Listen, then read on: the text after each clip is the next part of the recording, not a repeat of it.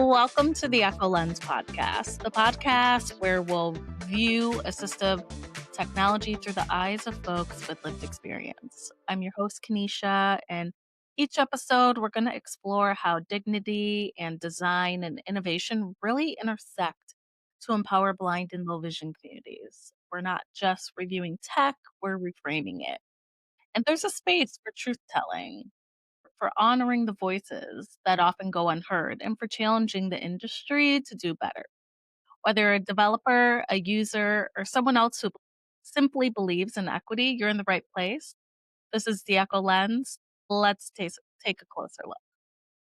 So this week, we have our Chief Executive Director of the Eko Vision Foundation, Christine Lin. And Christine has a background as a clinical pharmacist, and she has her Master of Public Health from Johns Hopkins. And she really combines clinical experience with deep commitment to public health. And her career has really spanned inpatient care in Taiwan's National Taiwan University Hospital. She's done innovative research on artificial intelligence and healthcare equity at Johns Hopkins and international health diplomacy in Washington, D.C. So her experience really uniquely positions her to bridge medicine and technology and global collaboration. And Christine is a true visionary of leadership when it comes to this work. And I came across Christine in October when I was really going through some eye issues, and I found her website for the Eko Vision Foundation. And I reached out and we got to have a conversation, and we decided to do some work together. So, Christine, hello. Hi, that's a wonderful, wonderful introduction. Thank you. Hi, everyone. I'm Christine. Hi, Christine. Christine, of course, it's a wonderful introduction because you're so smart and so amazing. But I really want to know, like, what is your connection to the blind and visually impaired community? Like, why or what really drove you to start the Eko Vision Foundation?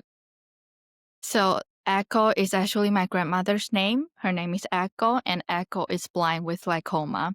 And so our family, we have glaucoma gene. I also have pre-diagnosed glaucoma, and I am experiencing high eye pressure myself. Like I didn't tell you before because I want to save it for the podcast, but Okay. I also have like eye pressure today, and I took some pills.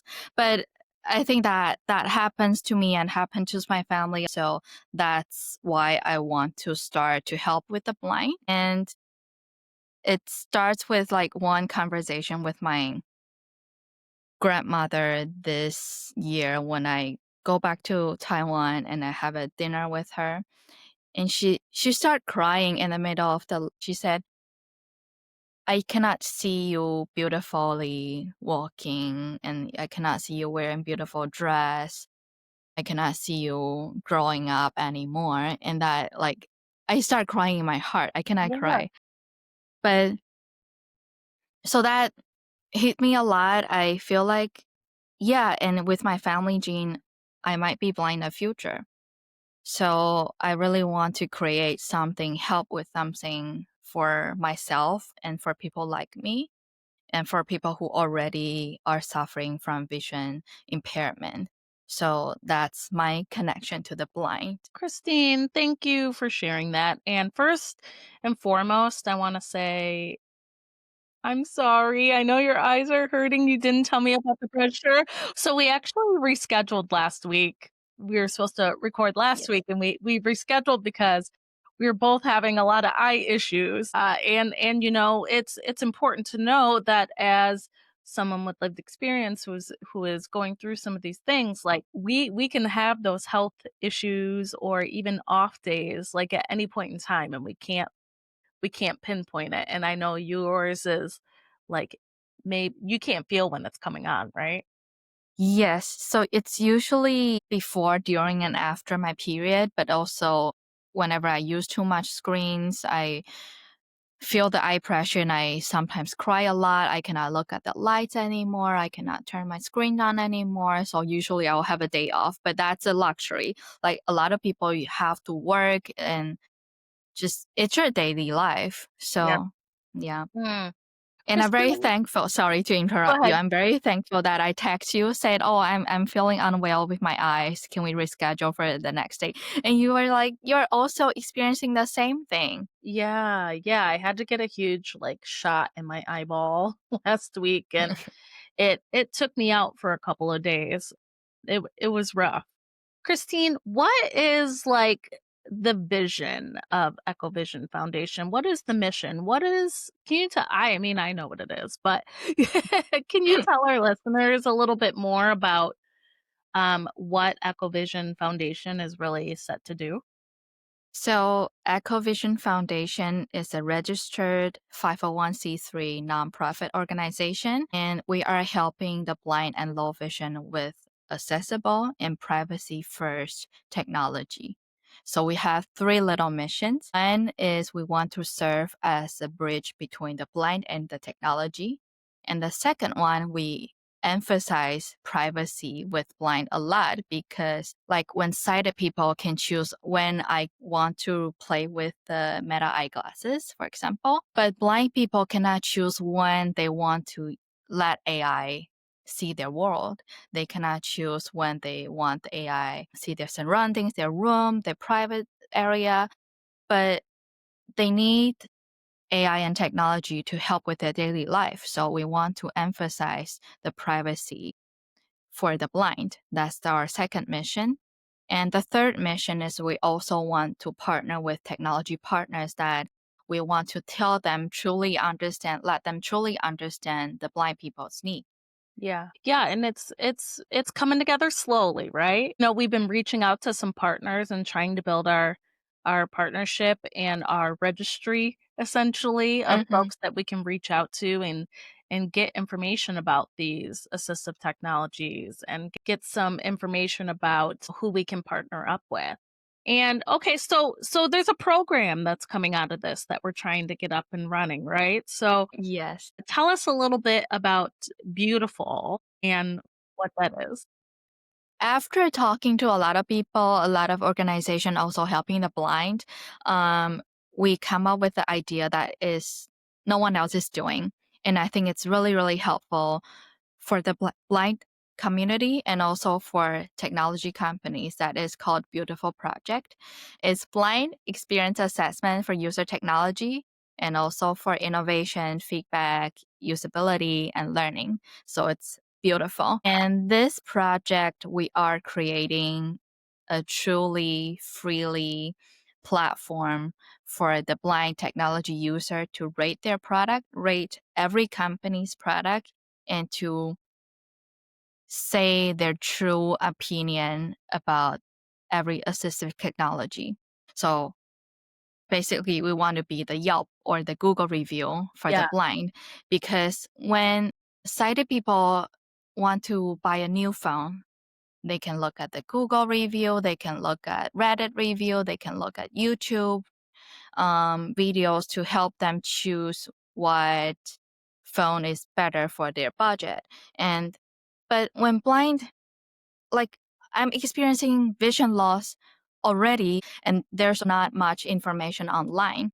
So that makes blind people have to try this out, try that out, and buy everything to only choose the assistive technology that will help with their daily life. So that's also the disability tax we were talking about because if you're experiencing vision loss, you really have to spend more money and more out of pocket money to help you, only to be the same with normal sighted people.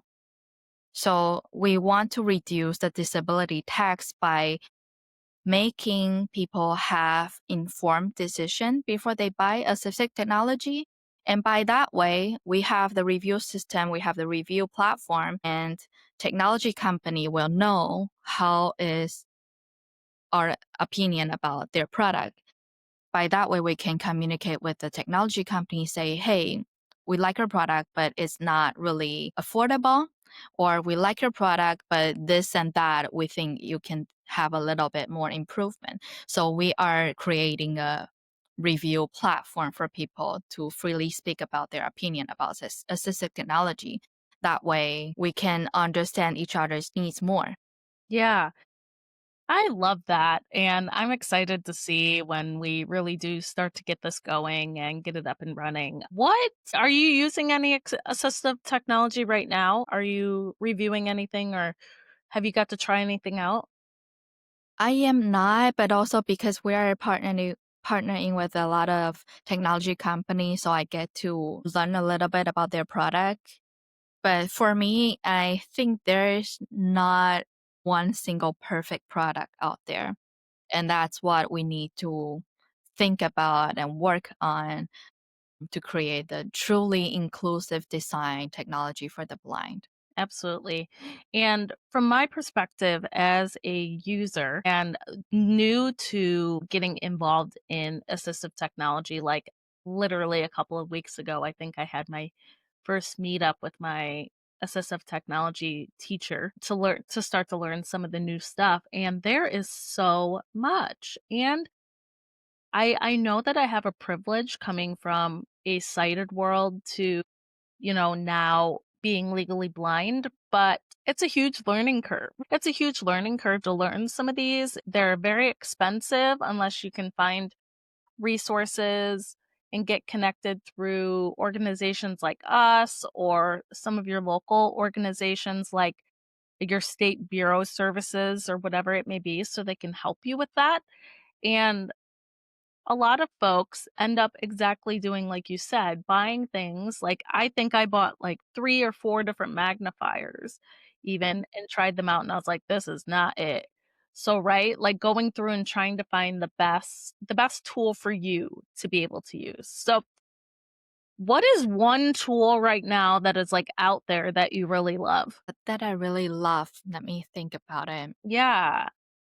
Like for example, for me, I am very interested in testing out and diving into the AI classes.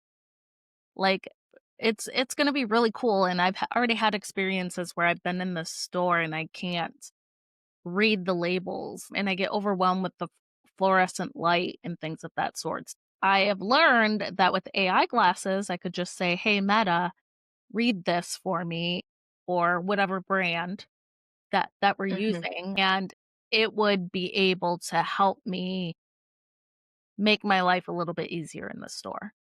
I do really think AI smart glass is the future for the blind Yeah, because it's right there in front of your eyes and you can see through the glasses, like see through the glasses. But yeah, but they're also very expensive. I don't think there is a like 100% perfect solution right now.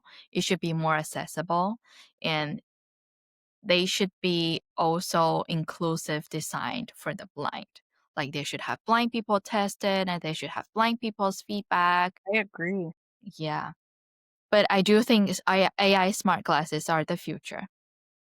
Yeah, I think they're really awesome, and like we were talking about, there's so many different brands that are building them and, Mhm. getting into research around them, right? I also want to talk about the screen readers. I Yeah, think it's very, very useful for the blind using technology. Like, for example, they use laptop, they want to look at the website, but their accessible function is not complete.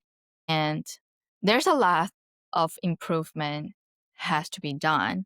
But I'm saying the screen reader is also very helpful for blind people, especially who are working with blindness. yeah, I haven't fully tried to use Screen Reader yet, like, I'm still learning, and I know there's a couple of different options of that too, like JAWS or Fusion Mm. or even just the built-in, voiceover, which is Mhm. really interesting, but yeah, that's all new. So I love that, already know about the things that you want to offer to people and you've been doing your research on that and it's really important. So, is anyone else in your family blind? No, What so far, you I don't want to say that, but so far it's only my grandmother. Okay, okay. I was just wondering because you had said that the family has the gene that Yes, going through, so that's really interesting. my father, as a software engineer, he also have a lot of eye pressure. Okay, Yeah, so we mostly deal with eye pressure right now, but my grandmother went blind at her age of 70-ish. okay, So like our family might be blind in our like later stage of life. okay. And eye pressures are no joke. It's really uncomfortable when that's going on. And exactly like you said, you can't look at lights, you can't be in the screen, you want to be in the dark. Yeah. It's really hard to navigate, or you get really big headaches, and it makes it hard to do your everyday work. And I also cry. Yes. Oh, which makes it worse, I think, right? Yes, yes. Because then your body's going through the stress of that too. Getting back to Echo Vision a little bit here. It's so new, right? Like I love that you launched during Blindness Awareness Month. Like how perfect for that excuse me, for that to come about. And then now you're really building this platform. Um, how does it what's the structure look like right now? Like, I know you're the executive director, I'm director of community engagement, I know that, but if folks are interested in getting connected or wanting to help us out a little bit, because we would love some help. We're doing this volunteer right now, essentially, right? What is the structure and what does it look like right now? So I'm the founder, I'm the director, and I found you as our community engagement director. And we also are looking for technology partnership. We are also looking for people who can help with development, which is like fundraising, grant writing. We also have our finance administration because that's very important to keep transparent to the public as a 501(c)(3) nonprofit. So we also looking for medical advisor, like help us to understand more and more about eye disease. And we also have our community advisor, which is we already found that is Sean Kin. He will be on the podcast too. Yeah, yeah, didn't interview Sean. Yep. Yeah, so through him we are reaching out to a lot of blind technology user online. That's very helpful. So that's our structure right now, but definitely we're looking for more and more partnership outside, like technology companies who are able to support us with the beautiful project. And we also looking for funding and help and support for everyone. It's actually everyone can help us.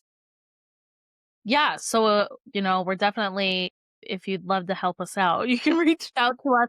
We'll have some contact information in the show notes, but, yeah, so we're at this building stage right now, trying to make our partners, trying to fundraise some funding, and trying to get connected to some of these tech companies, and we have been. We're making partnerships with folks, but, it takes a village to be able to do this work. And, what's a little unique is, Christine, you're building this with lived experience of experiencing, you know, connection to the blind and visually impaired community. I have that lived experience, and it was really important to you to bring in folks to your agency that have that lived experience piece. Now, there was something you said when we first started talking, I think, and you said one of your missions was that you want the company to be built of a large majority of folks who have blind and low vision and are deeply connected to that area. So we're a nonprofit helping technology for the blind. And we want to show people it's really, really possible through technology you can fully work. And so right now, I could say all of our working, like people working with us are having life experience with blindness and low vision. Like for example, I just recruited an intern in Hopkins. She's a medical doctor and she lost her vision at the age of 25 after she finished medical school. And I was very sad, but she's fully capable. Like before I have an interview with her, I didn't even know she's blind. So that's very, very amazing. Like I would love to see people who work with this, who work with this mission, fully understand what is going on with blind people, like physical, but also mental. Yeah. Yeah. Christine, what is your hope for the next generation of assistive technology? I want people, even normal sighted people, can know about blind people's need. Like saying, oh, I have this AI glasses, but this is also helping blind people a lot. I'm hoping to raise blind awareness for everyone and not just assistive technology. Everyone can help with, I just want to say it out loud, like everyone, if you're uploading your story on Instagram, uploading your picture on Facebook, you can also help. Like you can also help with entering the alt text for people who cannot see your picture. You can describe it, the picture yourself. And blind people who are using technology, seeing your post, they can also have a little understand of what is going on, what is this picture about, and not being separated outside. Yeah. Yeah, I've learned a lot about that more recently about the description part of when you're Mm. uploading things, right? And making sure to describe it a little bit more in depth for folks who are using screen readers and such. And it's very helpful because sometimes, I can't even and see certain things. So I've resorted to listening to a description of what something is, so I even though I'm like I have little vision, still, when you're working on the computer all day or when you're reading things all day or you're taking in external content, like your eyes strain, right? Just like when your glaucoma, when your pressures are flaring up Mhm. and stuff, you're straining your eyes when you're continuing to work and look at the screens. It's a little easier with these assistive technologies, whether it's, screen reading or auditory response or whatever it may be, to just take some of that load off a little bit so you can have a break, right? Not only the alt text, but also the contrast of your word and then contrast of your font. And you can be bold, you can be black and white, more obvious, more easy to see for the blind. That's also Yeah. very helpful for low vision folks. Yeah, for example, I do everything on dark mode. Do you use dark mode? I do not because for me, I don't know why, but strangely, I see less in a dark mode. Like I'm Interesting. not used to the black background and a white font. Okay. For me, that's more difficult to see. Okay, that's really interesting, and for me, it's like the opposite. I am very much if it's a black on white paper, like, it's so bright that it's hard for me, so I do everything on dark mode or low contrast, low background light, all of those things. Really interesting. But for me, when I'm reading paper, I usually print it out because it will not increase my eye pressure that much. So I like to print it out and read it on the paper. That way, it's more comfortable for me. Okay. Well, see, look at all these different tips that we can have for folks. And what's really cool is as we go deeper into this podcast, and we'll definitely have Christine back, as we continue. We'll do check-ins for sure. But we're going to have folks on here that we're talking to that are connected to the blind and low vision community or are experiencing some lived experience in themselves, and they'll be able to share and tell us about some ways that tips and tricks, that they use to be able to go about their everyday lives to make things a little bit easier, right? Yeah, like my ultimate goal is for blind people can use technology to live like sighted people and people couldn't even tell they are blind. That's the best. Like they wear the smart glasses, they have the cane or they don't even need the cane anymore and they could just live like people who don't need a lot of aids and a lot of help and who don't look like I don't want blind people to look like blind.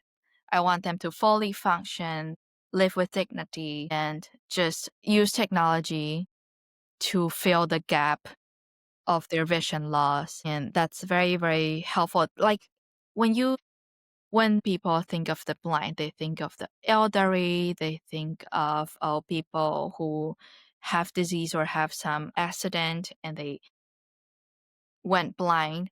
But actually, no, blind people are among us. Like, I could be blind, you could be blind. Every person, they can be blind the other day. You don't know, but like with technology, you can live like you have vision. And I think that's very important.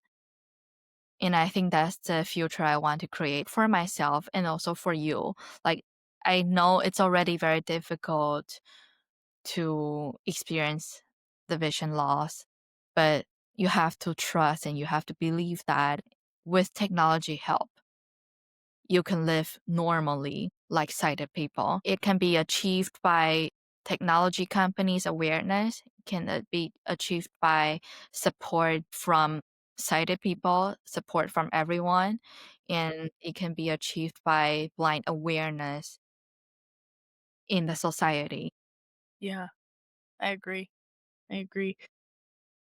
Christine, what is something you would love to leave our listeners with today? I want to say, if you're excited, just imagine for even 5 minutes, close your eyes, experience what your life would look like without your vision.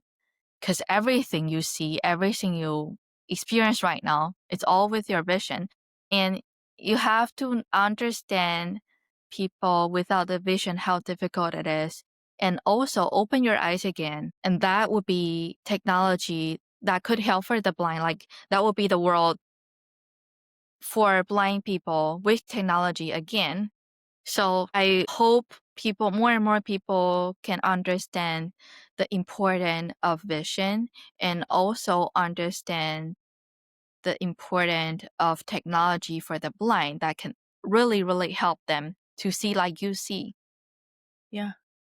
Yeah, that's so important. Like the hardest part I think sometimes is the folks who don't understand and don't get it. 'Cause and it's hard. Like even in my world of being new to this and trying to get the folks around me to understand, to be honest, the most hardest conversations are with those folks. And some of the best conversations, where I feel completely accepted are with folks like you and some of the other guests we'll have and things of that sort that they get it. We're also hoping to create a community for people who are experiencing vision loss like you and me. We can find people who like us and talk about it, like our podcast right now. So we want people to know that there are people like us, and we're here to fight for technology future, accessible future for ourselves and for Yeah, you. absolutely. Christine, thanks for joining today. I'm so Thank you. excited. I'm excited for what's going to come. I'm excited for your vision to keep growing. I think that the message that you have to send to folks is so powerful. And thanks for joining on the Eko Lens today. Thank you, Kenisha. You're a wonderful host. Thank you. So, if today's conversation sparks something in you, you can share the podcast and rate it, keep the dialogue going. And to learn more about the Eko Vision Foundation and the beautiful project and learn more to support our work, you can go to ekovisionfoundation.org. But until next time, stay curious, stay connected, and keep seeing with love. Bye. Yay.